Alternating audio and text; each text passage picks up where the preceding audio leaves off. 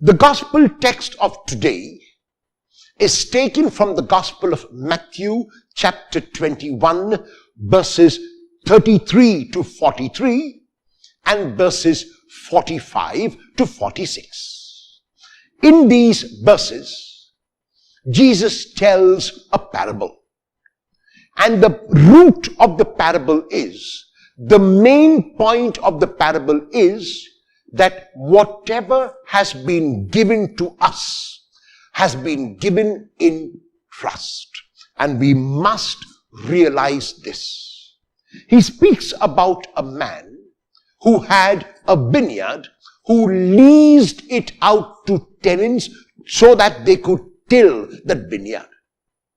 And the tenants took charge of the vineyard and began to make produce on it. Because of the agreement that had been made in advance, the owner sends his servants to collect his share of the produce. However, the tenants will not listen. The tenants will not give. The tenants begin to act as if they own the vineyard. And they beat the tenants. They throw the tenants out. They even kill those servants. The owner is surprised because this agreement had been made in advance. So he sends more servants, thinking that the earlier servants had been misunderstood. The tenants deal in the same way with the servants. They do what they did to the earlier servants, and they even harsher now with these servants. The owner is even more surprised and really is at his wit's end about what to do. Now the owner has a son, and it is obvious that the son will be the heir of that vineyard. And so the owner sends his son. The moment the tenants see the son, they realize that now all that they want is theirs because this is the heir. And if the heir is killed, then there will be no one else but them who can take over the vineyard.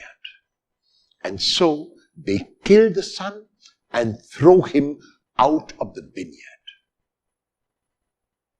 The reference is very clearly to the prophets who had been sent by God and who were treated shamefully.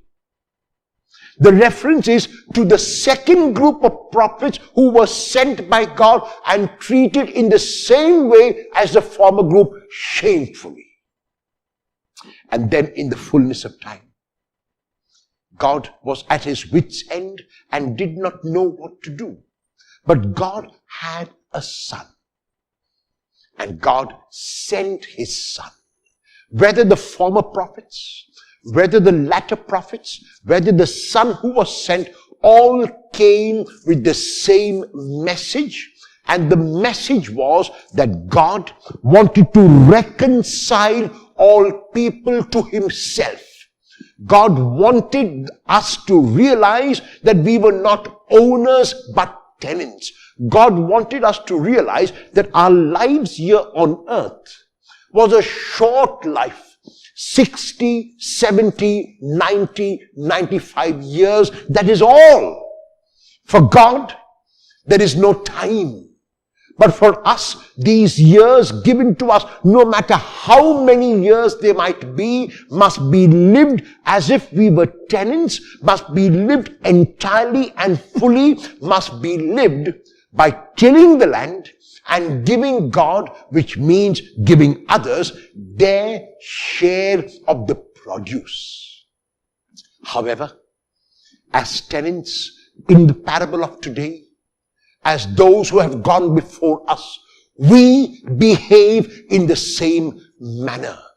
And our response, unfortunately, on the three levels, that is, our response to each other, remains at the level of selfishness. We try to accumulate We try to gather, we try to gain as much as we can for ourselves without often even a thought about another. Our needs are all that matter to us.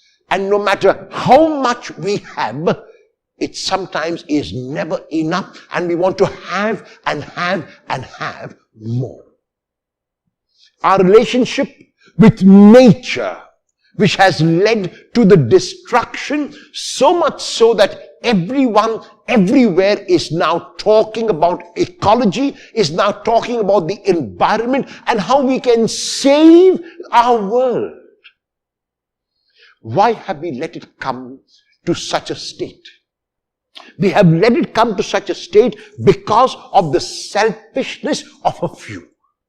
When we cut trees, when we waste water, when we waste other natural resources which the Lord in His generosity has given us as tenants, then we are behaving like the tenants of the parable and not giving to God His produce. And the third, the consequence therefore, is our relationship with God.